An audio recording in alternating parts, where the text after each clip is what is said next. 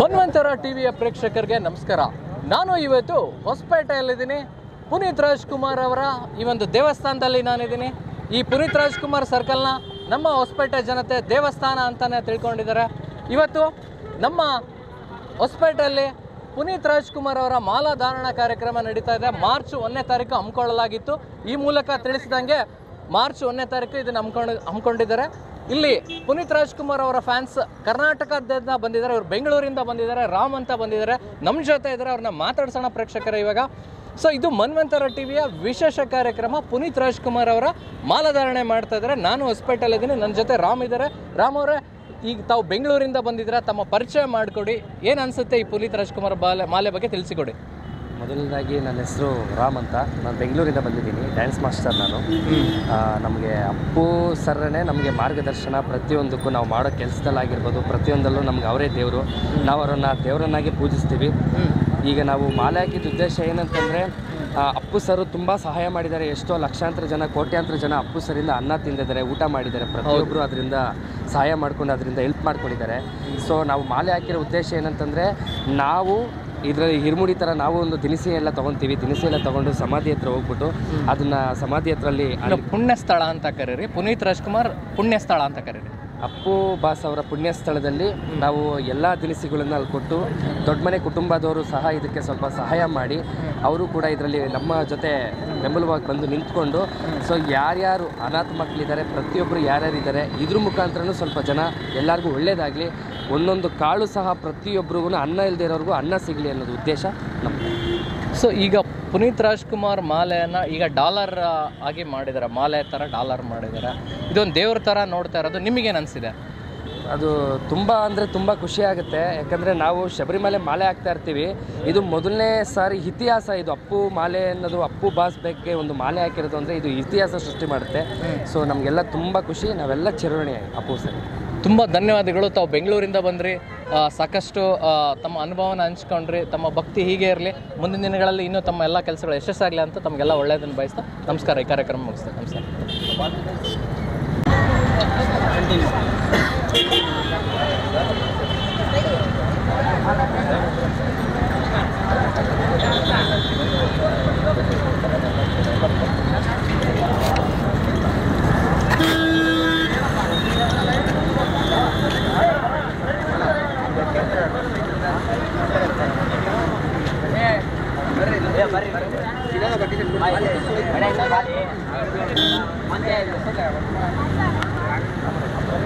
Hello ಅಣ್ಣ, camera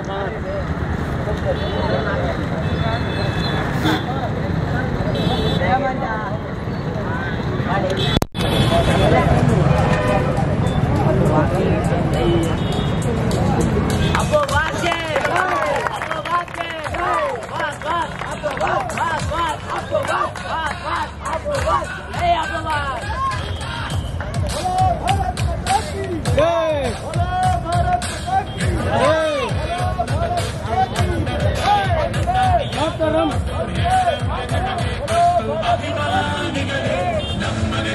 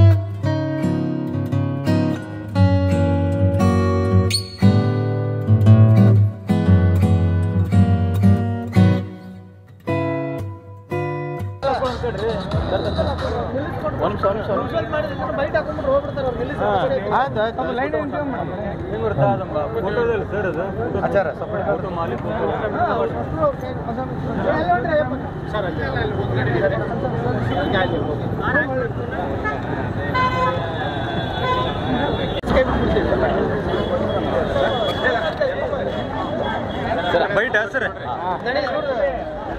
byte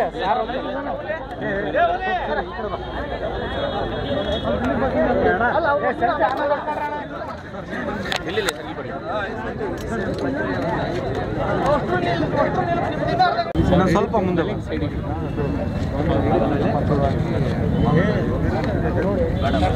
sir ಒಂದು ಹೆಜ್ಜೆ ಮುಂದೆ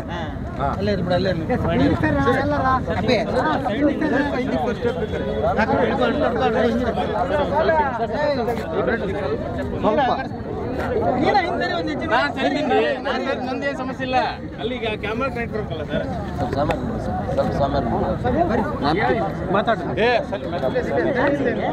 ಅಭಿಮಾನಿಗಳೆಲ್ಲರೂ ಮಾಲೆ ಹಾಕ್ತಾ ಇದ್ದಾರೆ. ಯಾರು ಮತ್ತು ಹೊಳ್ಳಿ ನೀವು ಸಹ ಬೇರೆ ಬೇರೆ ಕಾರ್ಯಕ್ರಮಗಳ ಚಾಲನೆ ಕೊಡ್ತಾ ಇದ್ದೀರಿ. ಇವತ್ತು ದಿವಂಗತ ಶ್ರೀ ಪುನೀತ್ ರಾಜ್ಕುಮಾರ್ ಅವರ ಅಭಿಮಾನಿಗಳೆಲ್ಲ ಸೇರಿ ನಮ್ಮ ದೇಶ ಹೇಗಾದರೆ ನಂಬಿಕೆಯಿಂದ ಜೀವನ ಕಟ್ಕೊಂಡು ಹೋಗೋ ದೇಶಭಕ್ತರು ನಾವೆಲ್ಲ. ಎಷ್ಟೋ ಜನ ಭೂಮಿ ಮೇಲೆ ಹುಟ್ಟು ಪವಾಡ ಪುರುಷರಾಗಿರೋದನ್ನು ನಮ್ಮ ದೇಶ ಕಂಡಿದೆ. ಆ ನಂಬಿಕೆ ವಿಚಾರ ಇಟ್ಕೊಂಡು ಇವತ್ತು ದಿವಂಗತ ಶ್ರೀ ಡಾಕ್ಟರ್ ಪುನೀತ್ ರಾಜ್ಕುಮಾರ್ ಅವರ ಅಭಿಮಾನಿಗಳು ಸೇರಿ ಅವರ ಒಂದು ನಂಬಿಕೆ ಅವರಿಗೆ ಪುನೀತ್ ರಾಜ್ಕುಮಾರ್ ಅವರು ದೇವರಾಗಿ ರೂಪಿಸುವ ಒಂದು ಸನ್ನಿವೇಶ ಬಂದಲ್ಲಿ ಅವರು ಅವರ ಜೀವನದಲ್ಲಿ ಒಂದು ಮಾಲಾಧಾರಣೆ ಮಾಡಿಕೊಂಡು ಮೊಟ್ಟ ಮೊದಲನೇ ಬಾರಿಗೆ ನಮ್ಮ ವಿಜಯನಗರ ಕ್ಷೇತ್ರದಲ್ಲಿ ಇಂಥ ಒಂದು ಪ್ರಕ್ರಿಯೆ ಇಡೀ ರಾಜ್ಯಾದ್ಯಂತ ಮೊಟ್ಟ ಮೊದಲನೇ ಬಾರಿಗೆ ನಮ್ಮ ಕ್ಷೇತ್ರದಲ್ಲಿ ನಡೆದಿದೆ ಅಂಥೇಳಿ ನಾವು ಹೇಳ್ಕೋಬೋದು. ಅದ್ರ ಜೊತೆಗೆ ಇದು ಅವರ ಮನಸ್ಸಿಂದ ಬಂದಿರೋ ಒಂದು ವಿಚಾರ, ಯಾರು ಅವರಿಗೆ ಒತ್ತಾಯ ಮಾಡಿ ಹಾಕಿಲ್ಲ. ಯಾಕಂದರೆ ಕೆಲವು ವಿಷಯಗಳು ನಾನು ಹಂಚ್ಕೋಬೇಕಾದ್ರೆ ಡಾಕ್ಟರ್ ಪುನೀತ್ ರಾಜ್ಕುಮಾರ್ ಅವರು ನಮಗೆ ಆಗಲಿ ಹೋಗಿದಾರನ್ನೋ ಒಂದು ವಿಷಯ ಸಾಮಾಜಿಕ ಜಾಲತಾಣದಲ್ಲಿ ಬಂದಾಗ ನಮ್ಮೂರಿನಲ್ಲಿರ್ತಕ್ಕಂಥ ಕೆಲವು ಅಭಿಮಾನಿಗಳು ಅವರ ಜೀವನನೇ ಅಂತ್ಯ ಮಾಡಿಬಿಡೋಣ, ಜೀವನದಲ್ಲಿ ಏನು ಅರ್ಥ ಇಲ್ಲ ಅನ್ನೋ ಒಂದು ಮನಸ್ಥಿತಿಗೆ ಒಳಗಾಗಿದ್ದರು. ಒಂದು 3-4 ದಿನ, ಒಂದು ವಾರ ಆ ಒಂದು ನೋವಿನ ಮನಸ್ಸಿನಿಂದ ಹೊರಗಡೆ ಬರಲಿಕ್ಕೆ ತುಂಬ ಕಷ್ಟ ಆಯಿತು. ಆದರೂ ಸಹ ಇವತ್ತು ಅವರು ಪುನೀತ್ ರಾಜ್ಕುಮಾರ್ ಅವ್ರನ್ನ ನಂಬಿ ಜೀವನ ಕಟ್ಕೊಂಡಿರೋದು ಅಭಿಮಾನ ಹೇಗಿರುತ್ತೆ ಅಂಥೇಳಿ ನನಗೂ ಒಂದು ಪರಿಚಯ ಆಯಿತು, ಒಂದು ಅನುಭವ ಆಯಿತು.